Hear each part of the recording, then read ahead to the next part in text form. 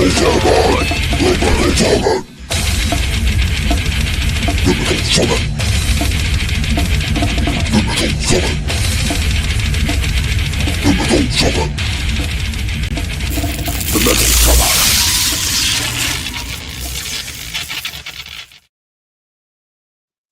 right, what's up, Metal Summoners? We're right back at you, having a good time. We appreciate you guys hanging tight for a little bit while we get set up. We really appreciate Christian's time on our earlier interview, but we're all about keeping it present and in the now. Of course, myself and Angel, we really appreciate you guys being right back on our island of misfit toys, kicking it with us. But let's bring back an alumni, and not only an alumni, but an alumni to the date. November 13th, 2024, November 13th, 2025. We are welcoming back Gavin Evick. What's up, brother? It is so great to see you, man. Welcome back. I'm happy to be here. I'm not going to lie. That intro scared the shit out of me because I have my fucking volume so high right now and just suddenly, ooh, right in my face. It was cool. It just scared the shit out of me. I didn't know totally, bro. We got our brother, the Mad Shad, was in charge of that. So we were going through some change ups in our intro, and he had designed our original intro. And then we were kind of updating it and stuff. And he was like, well, I want to do a new song for you. And I was kind of like, well, I mean, if you want to, it's cool. I mean, we liked the song you did for us the first time. We just kind of wanted some updated photos and some cool stuff like that. And he redid this like just black death metal, like metal summit. Definitely that. Oh, it was like, I would expect nothing less for the metal summit, you know. Absolutely. I remember listening to it the first time and being like, wow, that's deep, that's dark. But then I was like, you know what? Hey, I'm down. Let's go. Exactly. It is the way, and it's just kind of become our way. But again, welcome back, man. And of course, congratulations are in order. It's been 2.5, 3 weeks now on Redline, but congratulations, brother. Thank you so much. I mean, it feels like it was yesterday, but it also feels like it's been a year. I mean, we made that song, oh my gosh, over a year and a half ago. And it even like to the point where it's been so long that when it came out and I was seeing the headlines, I was like, oh, I forgot Eric played on it. That's awesome. You know, like it's the headlines were like Eric featuring Eric Brittenham, and it's like when that happened, he played on that track last April. That's how long this song has been. It's been out since not out. It's been in the making since before we even released Young, Wild, and Free, the last song that we did. We've been working on it, and we've redone it so many times too, and I'm glad to have the final product out. I've got so many demos of it. And I feel like it was something special, and it was the time for it to come out. I've been waiting for a long time for that song to come out, and it's looking like a lot of people are really liking it. Absolutely, for sure, man. How did the conversations go with having Eric play on that? Of course, Eric, very well known from Cinderella, but of course, Eric has a tenure playing with your dad, with Bret Michaels. But how did the conversations go when it came to featuring Eric Brittingham on your song? Like this. Hey, Eric, can you play on my son's song? Yes. That's how the conversation went. It's nonchalant. I mean, it's like Eric, he's like an uncle to me. I mean, he would do anything for my dad and the other way around, and me too. You know, and we still talk, you know, here and there. I mean, not like often. Me and him like aren't like close friends like him and my dad, but I mean, he's called me a couple times in the past year, and I'll text him happy birthday and stuff like that. So yeah, he's like an uncle to me. I mean, it's really cool, but you know, it's such a casual thing that, like I said, I when the song was coming out, I'm like, oh yeah, Eric did play on it, you know, because it's such a casual thing. You know, Eric's played on a couple of our other things too, not ones that I think are out yet. He may have played on Favorite Songs. I'm trying to remember who played bass on that one. That may have just been my dad. But yeah, I mean, Eric is the guy we call to play bass, you know, because it's also the way that I make songs is I don't do kind of who could theoretically be in my band at the moment or something like that. I have the greatest assets in the music industry that I pull together when I want to make a song, and you'll see it in this upcoming album. We have a lot of people featuring on certain things, Yeah. and it'll be cool. I can't wait for everybody to kind of see this collection of people like Infinity Stones of musicians that I'm having on this album coming up. When all of a sudden the album ceased to be called Gavin Evick, they just start becoming Thanos. Exactly. Because you're just gobbling up worlds just musically. All of it. I'm gobbling up every pause. I shouldn't say gobbling. That's a little weird. But It's all right. It's late. I know. No, of course, brother. But when it comes to, putting together your music, and of course you have these assets, which are absolutely amazing. Do you ever think that potentially in the long run, as in just like later, that having a solid band dynamic for music and records would be something you would like to look into possibly for the future? Of course, with what works now is important with what works now, but have you put any thought into just like a core band that consistently does the music with you? Yeah, so it's basically it is half and half right now. Like I've had a decently consistent band the past 2 years, and Redline was me and my guitar player. We wrote that together, and basically the writing process that we have, and his name is Gavin also, which is crazy. Gavin Hades is what he goes by.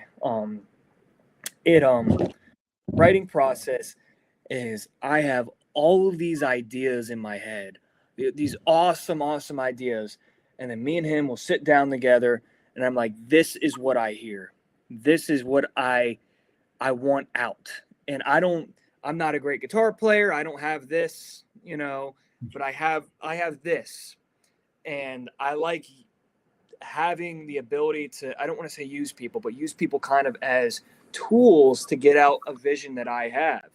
So me and him, we sat down and we made that song Redline together, and we'd circle through riffs and we bounce back ideas. And I'm like, I need this song to be about adrenaline. It starts off like it's like a web. I have two ideas right here. You got the sound and you got the idea of the song. Or even above that, the song I needed it to be about adrenaline. That splits into lyrics and sound. And sound, we go through as much as we can to be like, okay, it needs to be this driving force and feel like Nickelback, but also some Zakk Wylde in there. Just like even love or hate Nickelback, whatever you want to say about them, they've got some driving rhythms about You them, and do. they've got a ballsy sound. And like, oh, I want Zakk Wylde this and Zakk Wylde that, but then I also want a touch of that kickstart my heart aspect in there. Yeah. And that's just kind of the writing process about that. But I have all these ideas, and I think I get a little stubborn of, okay, I want it to sound like this, and then the second you kind of give other people a little bit more creative freedom, then I sometimes have a bad experience of it completely kind of changes the song sometimes, and it goes kind of elsewhere, and I get a little stubborn about what I want to hear. So then sometimes I'll have pro musicians that I probably won't name right now, kind of play on the track, and then I'll show my band like, hey, this is what I want it to be and what I want it to sound like. Play over this, replay exactly what this musician helped me write. I'll say it out loud. Like I love doing it the Nashville way. Nashville Sure. does it like perfect. Yeah. And we originally had and I think I went public with this. I hope I did. That Kent, the drummer for Luke Bryan, he actually wrote the drum line for Redline, wrote the drum line for the song, this country drummer, but he's so good. And it's like, and my drummer, he is amazing. He's an amazing drummer, but he has this love for like Avenged Sevenfold and the Rev and the all the kicks My everywhere. girlfriend's favorite band and favorite drummer, so I really Yeah. understand what you're saying. Yeah. And it's like, and he's so good. He's so, amazing at what he does.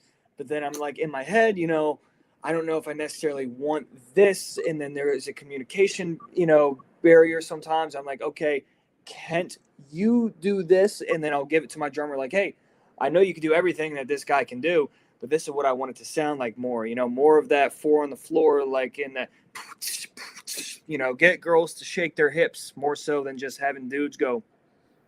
You know what I'm saying? Like it, and it's like that. So I have access to a lot of musicians right now, and I do have a solid band, and I believe besides the bass, every track that is being played on Redline are members of my band. But the demos have been other musicians here and there. Like I said, it's about the craft of the song. It's not just like I do it on my MacBook in 5 minutes and just let whoever play on it. I really articulate whose sound I recognize and love and what I want that song to sound like, and I put them there. And then Yeah. I'll have my guys kind of replicate that.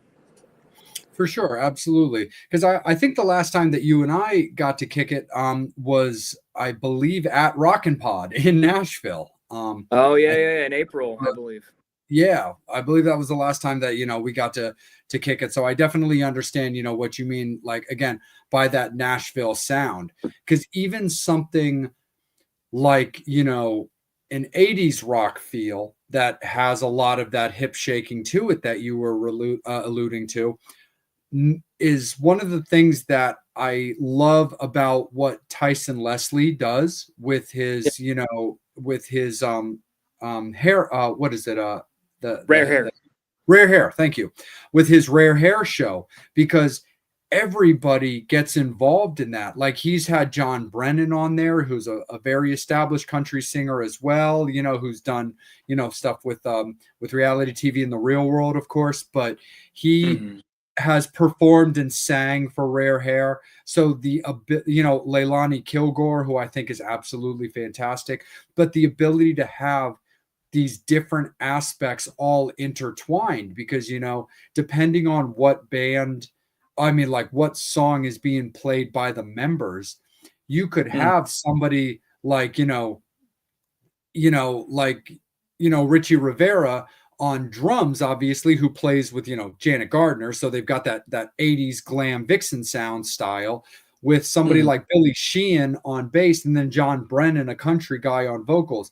And those are just because I've seen all of them play Rockin' Pod and Rare Hair live, is why I just kind of grabbed those names out. And that's what I like about what Tyson does with that, is the ability to intertwine these different styles, but in a way that works and works well. Right. Yeah, exactly. I love Tyson. We even did a jam last August, not a month, not a couple months ago. And that was at the what do you call it? The Monsters on the Mountain Festival. Oh, yeah. And that was unique too, man, because my dad spoke for me on a lot of things, because my dad was there, and I was watching the jam and stuff. And Tice was like, all right, in front of all these people at the fucking festival. All right, we're about to do Living on a Prayer. Who do we got? We got Julie from Vixen. We got this person, blah, blah, blah. And I looked to my dad. I'm like, man, who's about to sing Living on a Prayer? And then Tyson looked over at me. He's like, okay, and we got Gavin singing Living on a Prayer. I'm like, what the fuck? What the fuck? Who told you I was going to sing Living on a Prayer? Like, I'm like, holy shit. and it was in a key that I've never sung it before too, but we got up there and we were just jamming, and Tyson made me like feel very comfortable, because I had only sung that song once in my life. And then after that we did Youth Gone Wild, which is a song that I always do. Yep. And excuse me, I was super comfortable with that. And me and Tyson, like, we're not like close friends, we don't like talk like often, but anytime that we're in the same room, in the past year, we'll have a good conversation. Tyson's just a great all-around guy too. He's playing with that guy right now too, Mr. Ricky Rocket. Yeah, he is. No, for Ricky, sure. Yeah, so that'll be a fun conversation when we get in when we get into that one. But You know, also Ricky's another #1 fan. absolutely for sure. But somebody who we are collectively a big fan of, a man that gets people from point A to point B very safely. Our man Angel, what's up, brother? Another great conversation that we're having with our alumni. How you doing, man? What's up, Angel? You switched Awesome. rooms, didn't you? Did you switch rooms? Nope, not really. I just moved. I just moved from one side to the other. Oh, gotcha. Cool. What's up, Angel? Man, it's really awesome to have you again. I still remember the first time that I met you at the Brett Michaels. Your dad was just talking very proudly about what a great guitarist you are and everything. I was like, that's awesome. I cannot wait to meet him so we can get him on the Metal Summit. Yeah. Because And then I think we did it like right away. Or no, we didn't, because it would have been a year ago today is when our interview was. Never mind, and that would have been in the summer when that happened. I take back what I said. But yeah, that was a cool night. Yeah, but Dave was like, you got to get him on. I'm like, don't worry, Dave, I will. We got to call an Uber. Yeah. No, we're not calling a fucking Uber to come back to the PNC Center. We'll get Gavin on the show. I'm like, we're just going to walk. He was afraid to walk through the woods for some reason. Oh, yeah? Yeah. Oh, Dave Tedder. but if I would have seen a bear, I definitely would have ran. I'd be like, Dave, you're on your own, dude. the one bear that's in New Jersey. Yeah, no, that was a fun night, and I'm glad that we got to link up and do the interview last year. That sprouted from there. It was cool because I've seen you guys in person a few times since then too.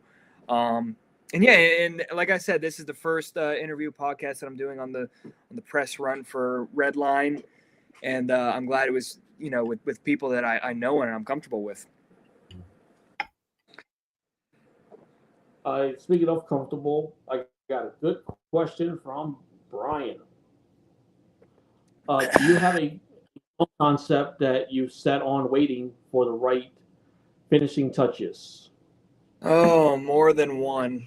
Like it sucks because I I have basically a full album of demos, and I am such a perfectionist in my head that, like I said, Redline has been a song for a year and a half, and it's just coming out because I'm such a perfectionist. I rewrite things, I re-sing things, and I've got an album where the vision I have in this album. I mean, guys, if you could hear even just the demos, the album, it's fucking perfect. Like it's everything that I consider to be perfect as a music fan. Not one song sounds the same.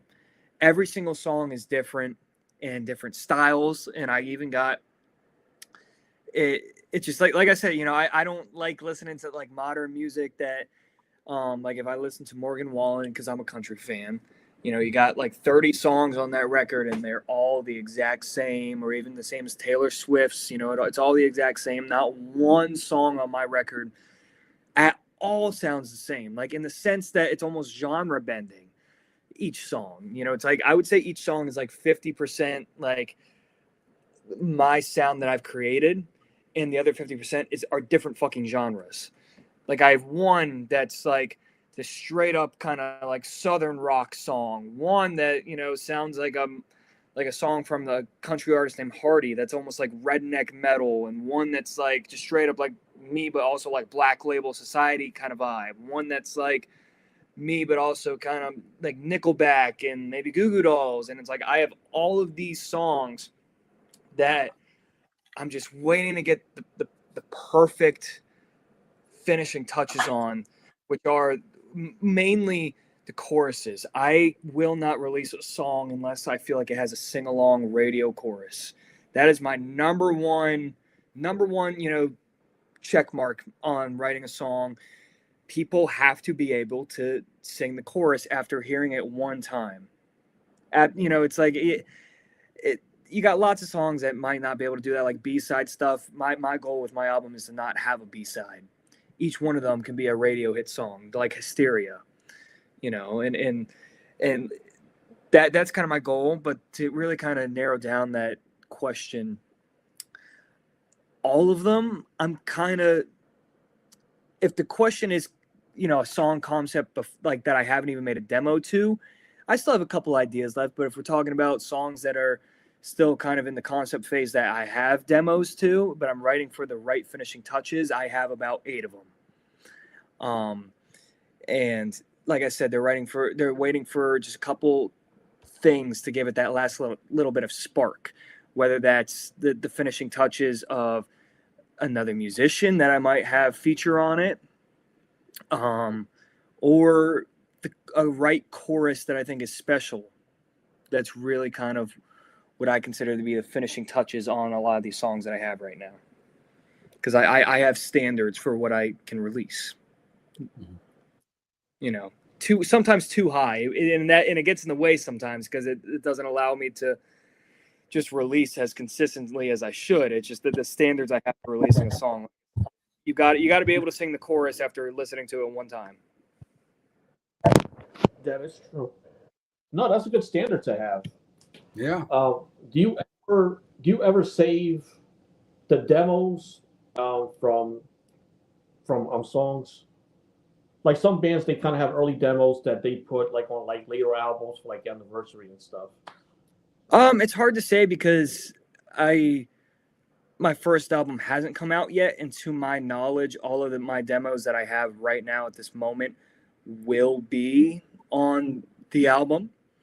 So it's hard to say until that happens if I'm going to shelf any. I'm pretty sure that's kind of your question, is about shelving it now to be released later, kind of a thing about bands having demos that they save and then might release later. As of right now, the 8 demos that I have are going to be on the album.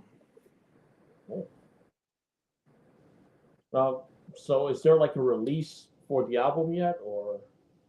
So, I mean, I have a goal, and the goal is I want it to come out around the May time. You know, there's a lot of things that go on in May in our rock community.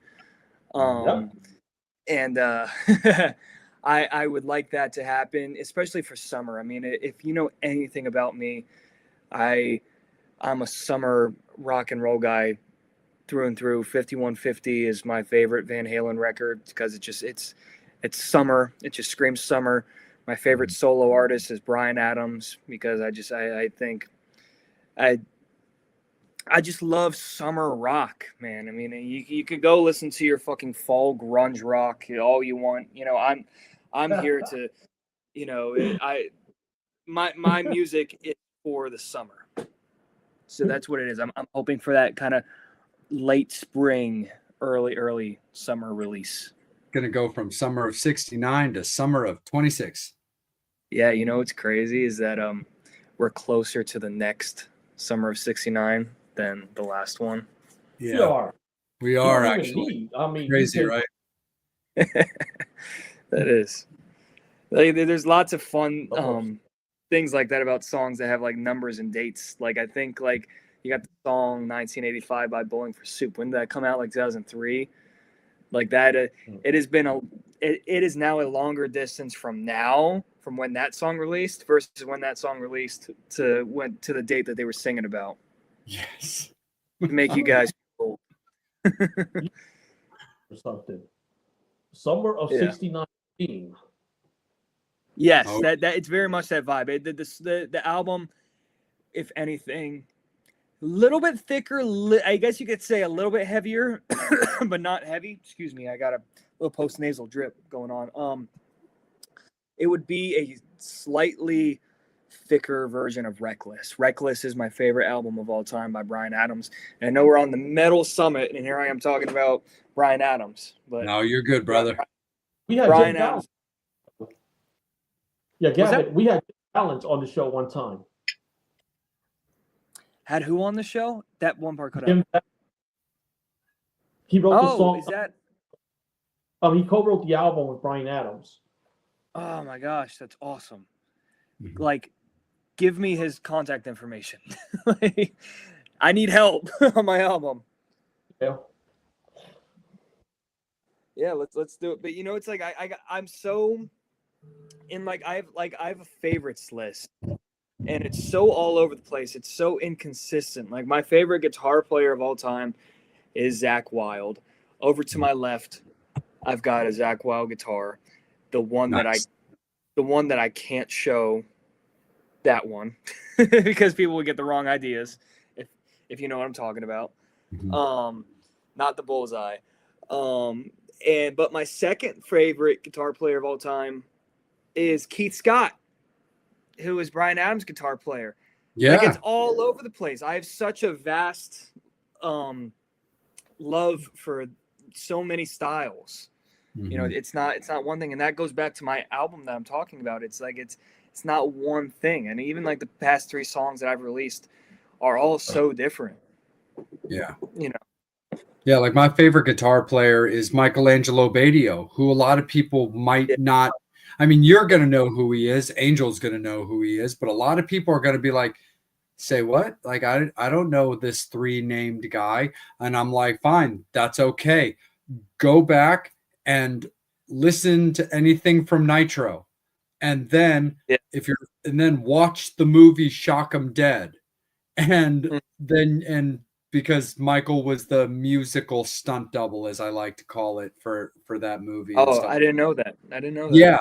So a really speedy little story is, so I interviewed Michael years ago and I talked to him about Shock 'em Dead. So the funny thing is, he was actually supposed to star in that movie as the actual person in that role, and didn't study his lines, was doing too much touring and was too burnt, and he flubbed the audition because the character's name is literally, his name is Angel Michaels. So the part was made for Michael. And So basically they kept him, they brought in this guy Stephen Quadros, who was the drummer in Snow and an actor and an MMA commentator, to actually play the part. But Michael is the guy that they brought on as his musical stunt double. So those scenes in the movie where you see a guy playing a double neck guitar with both hands is Michelangelo Badio doing that part. But anyway, just because I want to keep the segment with Angel and keep it with yourself as well. But yeah, I've got just like you were talking about with Zakk, and just like you were talking about with the Bryan Adams band, is I've got 2 of Michael's guitars over in the corner. I've got a collection of things. Yeah. I'm right here is my Eddie Van Halen Frankenstein. Mm-hmm. I have a tendency for somebody who when you start a band, a lot of your, or any business, you don't really get to keep a lot of pocket change. All your money goes straight to other people. It's 100%. like I my band gets paid pretty well. In the past few shows at least, because we've been getting we've been getting some traction, so now we're actually making good money. But none of that goes to me. Like I have 5, sometimes 6 band members, and I'll have like 2 to 3 crew members, and then I gotta pay for travel. I gotta pay. I gotta, sometimes cover food and this and that. I don't walk away with a dime sometimes. Yeah. That's just the way it works. But sorry, I was saying that because I totally went off track. But what I'm saying is, the few times that I might have a little bit of extra money, I make bad decisions and I just buy shit.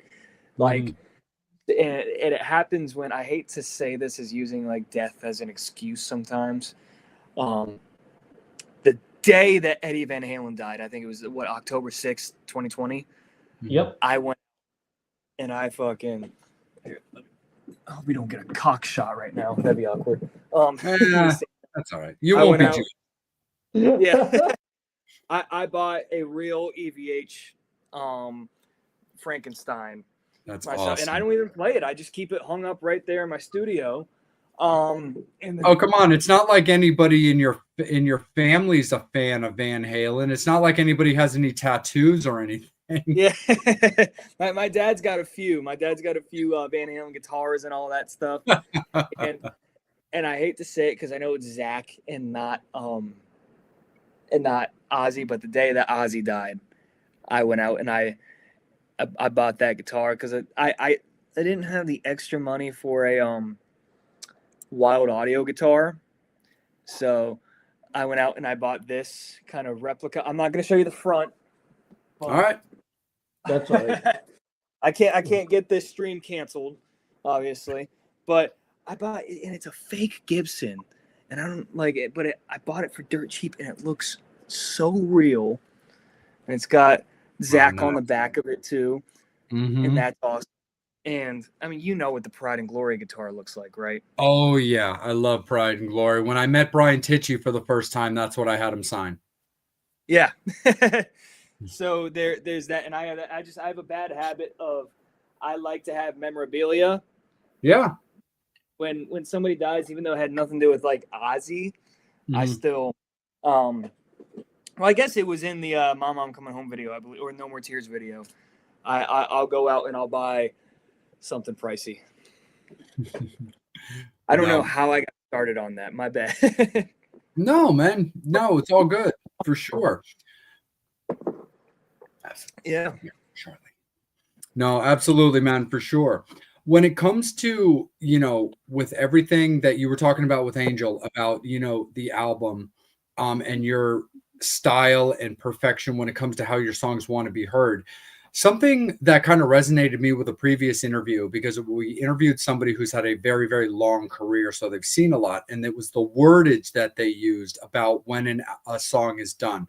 And Angel will regularly ask guests about when they know a song is done.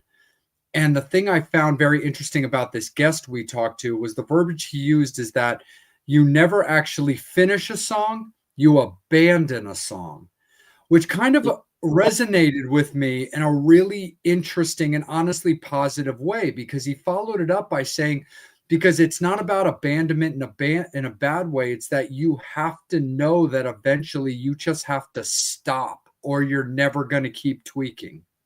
I experienced that in everything I just said, it's very relatable. I've never actually thought about it like that, but it really is. It sucks because it's also the term of kind of good enough. Mm-hmm. When do you think it's good enough to release? Right. And it's a thing I have a hard time with, because I grew up, I was a varsity wrestler in high school. And the term good enough, we didn't use that term. You either win or you lose. And like it's a term that we used in a bad light. And it's like never be satisfied. There's always somebody better. There's always somebody that works harder.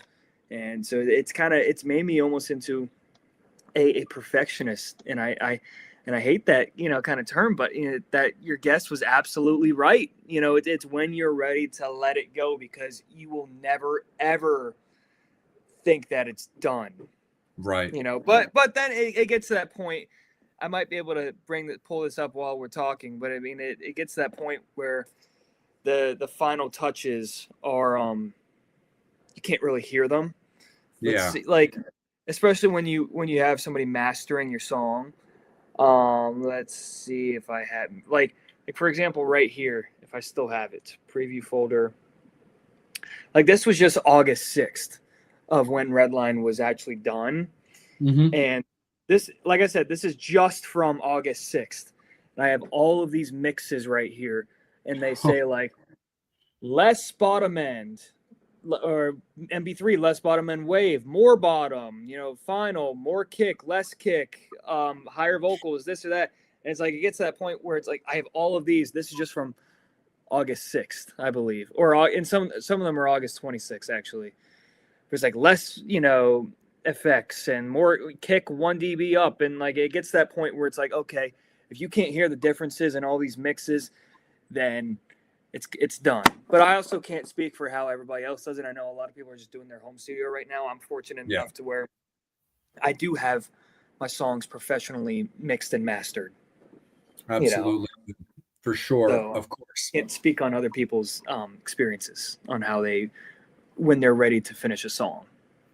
Absolutely, of course. Metal Summoners, I also want to let you guys know. So, Gavin's been incredibly gracious with his time. We want to honor his time as well. It is going to be last call for alcohol. So, any of you fans that are watching and want to ask him anything about Redline, what he's got going on, and what he's got coming up in the future, all topics that we are going to touch base on as well. But if there's anything that you want to specifically hear about, make sure that you put the comments in right now because it is that time. Because we do have him for a few more minutes, but we want to be respectful of his time, and his representatives have requested a certain time frame for us.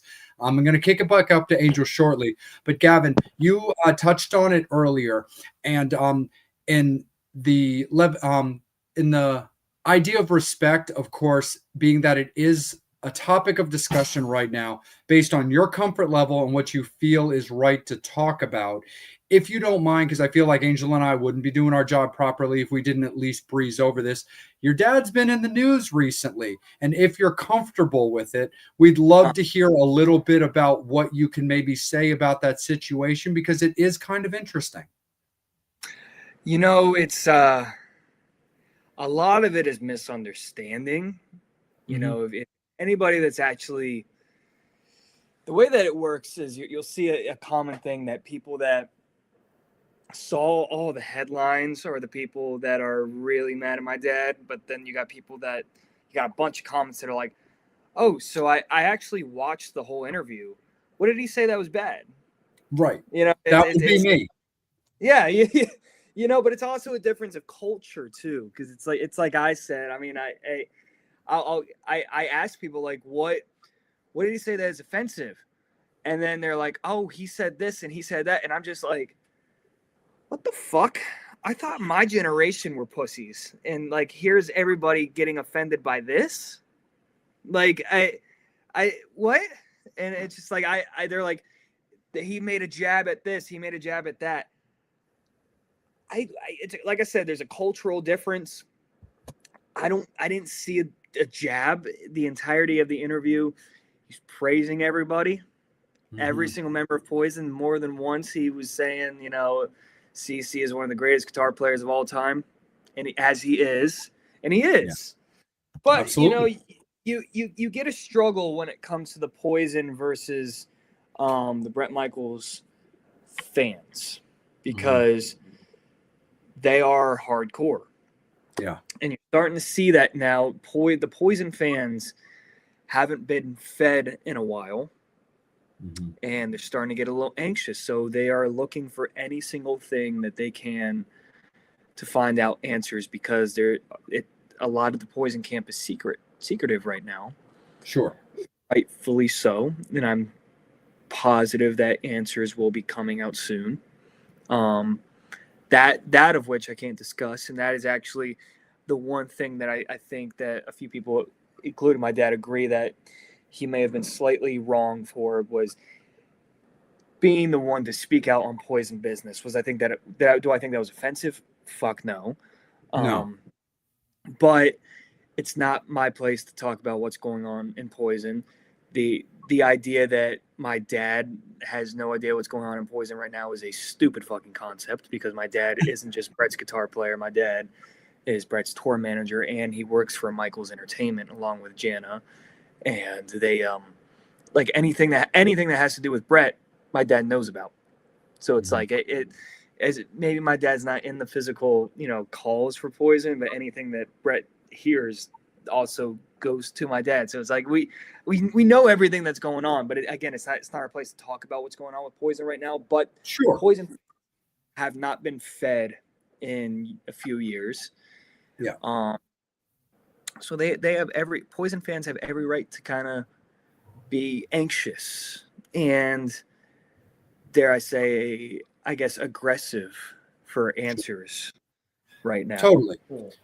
Gavin, if you don't mind real quick, do you, being that you're so on top of your own career, your style, and how you like to project the trajectory that you want to go, and because you're so hands-on with your stuff, do you ever, because it's a completely different time now than it was even 10 years ago with the way people overreact, and as a term that they refer to as cancel culture now, do you ever worry that if an overreaction happens to somebody in your family or a camp you're connected with, do you ever worry that it could affect you? You know, it's a good question because I feel like you're kind of experiencing a little bit of it now. You Oh, know, really? The whole, and again, I'll say it again. I'm going to indirectly answer the question. I'm going to come back to the question of, you know, I'm 23. You know, I'm fucking Gen Z. I'm part of the origins of cancel culture and the keyboard warriors and the people that I guess have never been punched in the face. Yeah, Stuff like that. I like to refer to them as delicate little flowers. Yes, but maybe it's because I've been a trained fighter for a long time in my life. Yeah. But man, if anything I've learned from the past 2 days, and oh my gosh, I got to be careful when I say this. Yeah, take your time, brother. No worries. Yeah, keyboard warriors and people that hide behind screens are not exclusive to my generation, man. If anything from the past 2 days have showed anything, I mean, like, dude, like so much shit was said that could never be said to my dad's face. Like it's just like, shut the fuck up, you know. Like, and like it happens, you know. It just that sucks. But yes, going back to your question about if that could affect people, I think you were talking about just the overall idea of cancel culture, in the way that it could affect the future. You learn to adapt, you know, especially with the rate of AI and everything going on right now. You have to adapt, and that's nothing new to the music industry. Now, what's new are specifics like this, like what this weird age that we're going through right now, like all the headlines. And it's okay if we go a little bit over. Like I said, the conversation's flowing right now, so don't worry about the 45 minutes. Cool. They that what happened 2 days ago was not even a real person. It was an AI, like an AI thing that skims through everybody's interviews and picks it apart and publishes it. That was not even a real person that made those headlines. Those were AI. That was all AI. And it's just, that's fucking crazy. And sometimes it's spooky because you don't plan for that. You don't think that, you know, you're going to do like a kind of like a smaller interview and suddenly it blows up and it's all the fucking headlines. You don't think that, but that's what AI does. You got some fucking guy who, in my generation, we call these type of people the guy that stole Woody. I don't know if you've seen Toy Story 2, but you know, just these fat, you know, no good that just sit, you know, in their mom's basement, as I am sitting in my mom's basement. This shit. But got these guys that, you know, learned how to program AI, and they have like 6 AI sites each, and one of them, I guess, is Rock Celebrities or whoever made that. And it's like they go through and they skim all these videos and they pull out, you know, little parts out of context. I mean, you see it in politics too. It's bigger in politics. You see, you know, the Joe Biden and the Trump stuff. You know, they'll take like these clips that, you know, to make this person seem really bad, to make like Joe Biden seem like a pedophile, or to make Trump seem like a racist. And you look at the full clip, like, what did he say that was fucking racist? What did he say that made him seem like a pedophile? You know, it's like this and that. They take clips, and that's what gets the views. And you're seeing that, and that started in politics, I would say, a few years ago, but now it's reached the entertainment industry, and you just have to adapt to it. If that kind of answers your question, I know that's kind of like a longer answer. No, totally. You have to adapt to that, and it is. And if anything shows from the past 2 days, I feel like everything has been an overreaction. Yeah. Because of that, a major overreaction. I mean, you watched the interview. Yeah, I did. Overreaction. No, 100%. And like I said, I mean, you yourself and your dad have always been super courteous to me. I mean, I had told you off the air that like back when your dad put his book out was, you know, he granted me an interview with him where we could talk about it. And so, you know, Pete's been nothing but incredibly courteous, as have you been to me anytime that I've met him. So I had that same kind of reaction. I'm like, I don't see the problem with certain things that, like, you had mentioned just now, I'm like, okay, I see as I rattle things in my brain, I'm like, okay, maybe that was a part that was maybe not necessarily a bad thing, but maybe not the timing was maybe incorrect of speaking on it, whether it was true or not.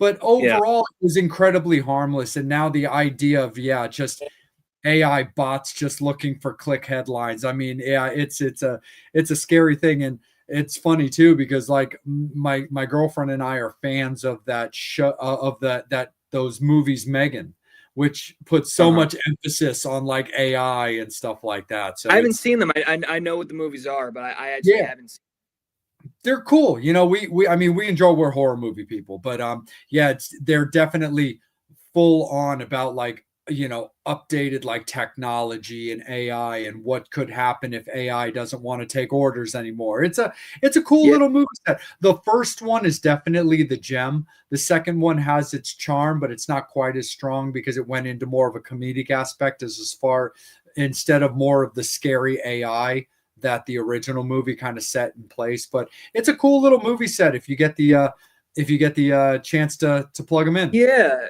and you know what? You know what's crazy is, I'm such a movie fanatic, but I didn't grow up on the Matrix or anything like that. So Mhm. recently, like in the past year, was actually the very first time that I watched the whole Matrix series, and I feel like a fake fan because of that because it's taken me 20 years. But I watched it for the first time and my mind was blown because of how accurate everything is in the sense of there were little clues, and this movie was what in the 90s or early 2000s Yeah. where they said, I think there was a line, and I might be wrong about this, but it was very very close to this. I'm paraphrasing.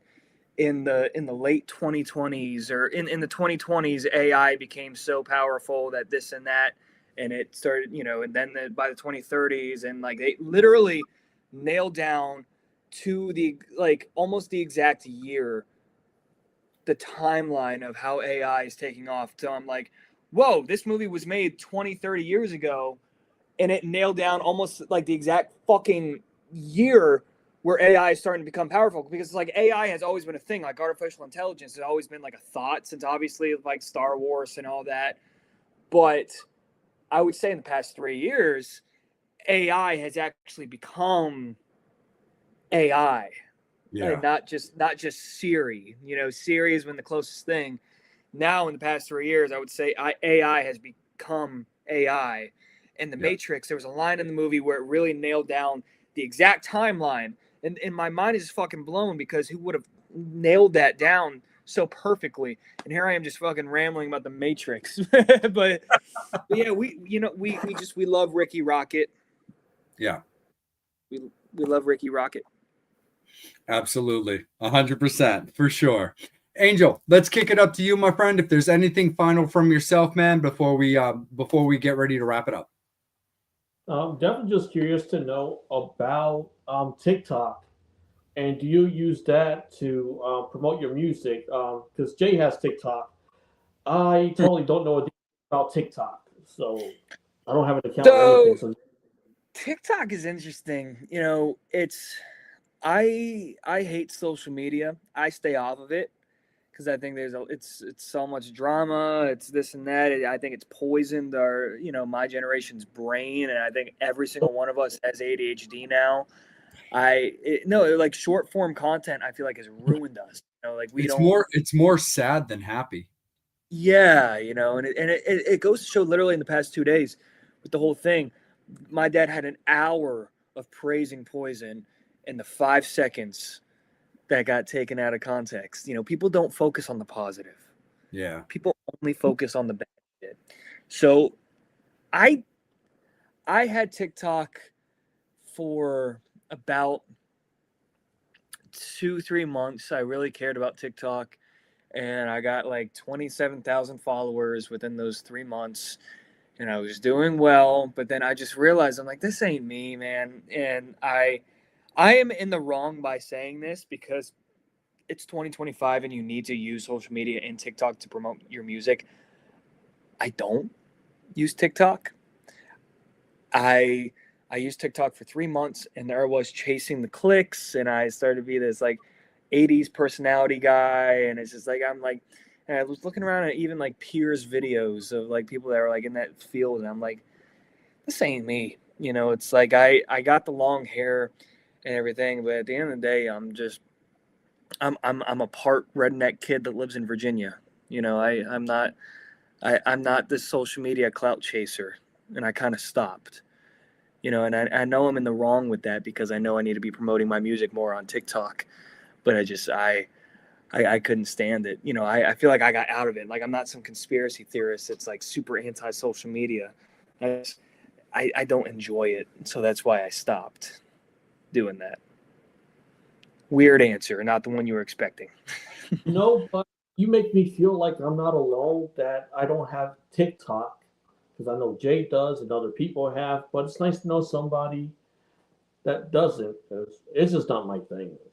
Yeah, I mean, I still have the app. I just don't really go on it. I mean, it's also because Instagram right now, Instagram has Reels, and it's like the same thing as TikTok, and Facebook does too. But it's like, to me, I get everything I want off of Instagram now.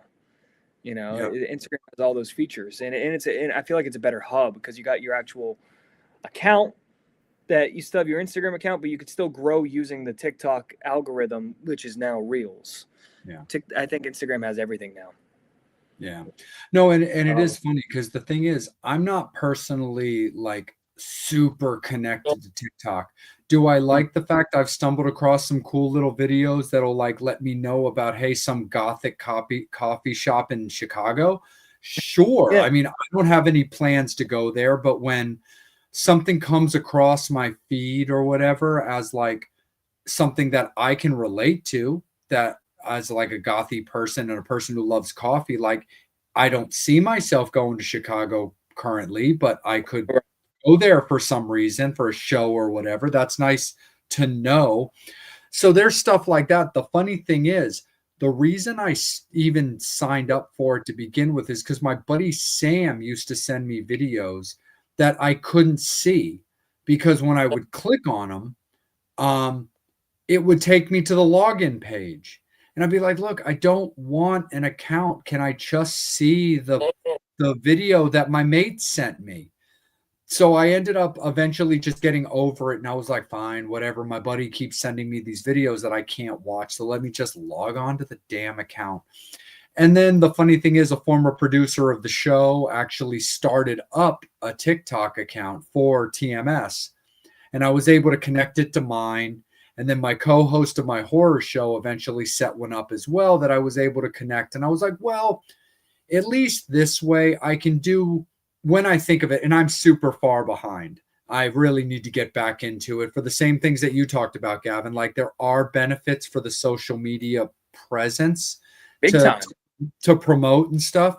So even I myself need to get back into consistently saying, hey, coming up this week, I don't even have to talk a lot. I can do like, give me 30 seconds to be like, hey, coming up this week on TMS, we're going to be talking with Gavin Evick. Boom, done. Over. Yeah. It was that simple. So like all of that stuff, like I need to get a little bit better at getting back onto track, because I was really good for a while.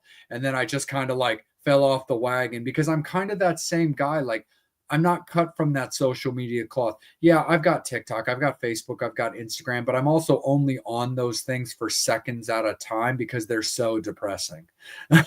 So it's definitely that same kind of thing for sure. Yeah, exactly. Like I said, I mean, social media, it's got so many benefits, but I see what it's done to so many people, and it's like, especially it was more so like the 2 months where I was like chasing the views and chasing the followers and building the brand. I'm like, I don't like what that was turning me into, especially since I've seen close friends of mine gain lots of popularity on social media, and just completely it changes them, and they think that they're better than everybody else. And then that's not me. That's not the way I grew up. The second you get a bunch of followers, you're not better than nobody. Yeah. No, 100%, my friend. Definitely on that. If I were to say, one more thing, oh no, of course. Just the whole Ricky and my dad situation. As much as, I think I said everything pretty safe. I don't think I said anything out of pocket, but like we were talking about, you never fucking know nowadays. AI is gonna clip some bullshit. We're gonna be on Blabbermouth in an hour. Yeah, you know what? There's one thing you said could be clickbait. You said that poison is all over social media. I don't know, something to that effect. It was just funny because you used the word poison. That what was funny about it. Oh yeah, we're just poking the bear. The headline's going to be like, "Man, Gavin Evick saying that Poison spends too much time on social media." Poison frontman Bret Michaels' guitar player's son is talking up a fucking storm right now. Look, who am I? I mean, maybe I'm right at the point where it's like, maybe I'm not popular enough to where AI is gonna come get me, but then also my dad didn't think the same thing the other day, and then look at what fucking happened. But all jokes aside, I think the only thing that I may have said that might remotely get taken out of context is I was making the joke about my fucking wallpaper. God, it's too bright. All jokes aside, Ricky, I am sure Ricky is the only person I've never had a full conversation with in Poison, and he's got a lot of great qualities to him. Lots of things I hear about him that are great, and I don't want anything to be taken out of context. And things are all just weird right now. Ricky Rocket, along with every single member in Poison, are all phenomenal people. Yeah. No, I want to leave that out there. 100% for sure. Gavin, we really, really appreciate you, my friend. You've been more than courteous when it comes to your time. Angel, is there anything final from yourself there, my friend? I can't thank you enough because you said 35 minutes and we're like at an hour. Well, like I said, I'm not gonna stop a convo that when the convo's rolling. Yeah. Thank you for putting our heads on. Like, damn it, I said. Yeah, I gave people what they wanted. I talked a little bit about Ricky. Yeah, no, absolutely. And we appreciate, and honestly, Gavin, we do appreciate you for that, considering it is such a recent topic, something that's, involved with you because it's your family. So we definitely appreciate the insight and you being so gracious and courteous to touch base on that. So it really doesn't go unappreciated from us either. Of course. Is this one of those names that I feel like I'm going to sound like an idiot pronouncing? Zuna Island Girl? Yeah. Thank you too. Okay, there we go. I thought it was like Zunaeus Land. Oh, okay. Zuna Island Girl. My bad. So I live in Northern Virginia, by the way. We have a lot of diversity up here, and it's just like sometimes I'll straight up say like, I'm not gonna make a fool out of myself. I'm not even gonna try to pronounce it. Sometimes when there's weird stuff like that. I did not say that at all, but you get the point. Oh, no, of course, man. And Gavin, before we let you go and let you relax with the rest of your evening or any follow-up interviews after us, please let everybody know where you can be found, where Redline can be found, and, of course, anything that they want to know about yourself or the Gavin Evick Band. Yeah. Well, where I could be found, like I said, I'm here in my mom's basement. Knock, knock, knock. I'm kidding. Yeah, I mean, what's that, Angel? My room is in a basement also, so don't feel bad. There we go. Well, it's funny because I was talking about it, like talking shit about somebody in a mom's basement. Then I'm like, wait. But I mean, I'm also young too, so I feel like the housing crisis and everything right now that's going on. Everybody in my generation is still living out their parents, so I'm not fucking ashamed of it. But yeah, find me Gavin Evick everywhere. I mean, Gavin Evick or Gavin Evick Band. Luckily enough, nobody else shares that name, so I was able to get all of that. Just Gavin Evick on all the platforms. Nice. That's awesome, man. Well, Gavin, we appreciate you, man. We always love having you on the show, and we always love hanging out whenever that we're able to, man. So, of course, if there's anything that you need from myself or Angel, of course, don't hesitate to shout out. I appreciate that. I can't wait to... In 5 minutes, when I get the call from Brett, Gavin, what the fuck are you doing talking about Poison on the fucking serious stream? If you need an Uber driver, let me know. There we go. Come all the way down here to Northern Virginia. He needs a getaway driver. Yeah. Where are you guys from? Are you guys from like Maryland? He's in New Jersey and I'm in Maryland. Which part of Maryland again? So I live in Harford County. I'm about 20 minutes north of Baltimore. Gotcha. Here I am talking about like you don't know anything about Northern Virginia. Never mind. I take it all back. It's like Nah, no worries, man. But Gavin, of course, man, we really, really appreciate you so much. Metal Summoners, we appreciate you guys so much. Brian, Zuna, thank you guys so much for rocking out with us tonight. And of course, all of the fans that are watching currently and supporting Gavin with everything that he's doing. We really appreciate you guys always showing so much support to the artists that Angel and I are very, very appreciative that we get to talk about. Zuna's a New Yorker, right on. We appreciate you guys so much. Please make sure that you're following Gavin on his socials. And of course, checking out his website, making sure you know when he's putting out the music, checking out Redline, and of course, getting out there and playing live shows with you. If you want to be involved and know what Angel's doing, you can follow him at Angel78 on Instagram. You can also find him on Facebook. You can find me on Instagram at Salem.vampire. I can also be found under that moniker on Facebook, as well as my personal page. And of course, our beloved Psycho Steve, who works behind the scenes with us. He can be found at psychostevepresents.com or the real Psycho Steve on Instagram. But please, of course, please follow and like and subscribe to the Metal Summit on Facebook and YouTube, because that's where you see the interviews. That's where you're watching Gavin right now talk about everything going on with the Poison Camp. But more importantly, everything. AI's going to catch that. AI's going to catch that. Gavin Evick talking about the Poison Camp. Nope. Nope, not at all whatsoever. Of course, everything going on with Redline and the Gavin Band. And of course, if you do like to know what we've got coming up for as far as the Metal Summit goes on a quicker aspect, we do start all of our announcements on Instagram. So please make sure that you're following us there as well. But of course, please make sure that you're supporting and checking out Gavin at everything that he's got going on for himself, as well as the Gavin Evick Band with Redline, of course, the brand new single that came out a couple of weeks ago. Please listen to it, share it, tell all your friends about it, and please make sure that you're keeping everything that Gavin's doing in the forefront so he puts out more music, and keeping your eye out for a full-length record coming out as soon as he can get it to us once he gets through all those perfections that he was talking about during the interview. But again, thank you so much, man. Thank you. Thank you so much. I was having a lot of fun.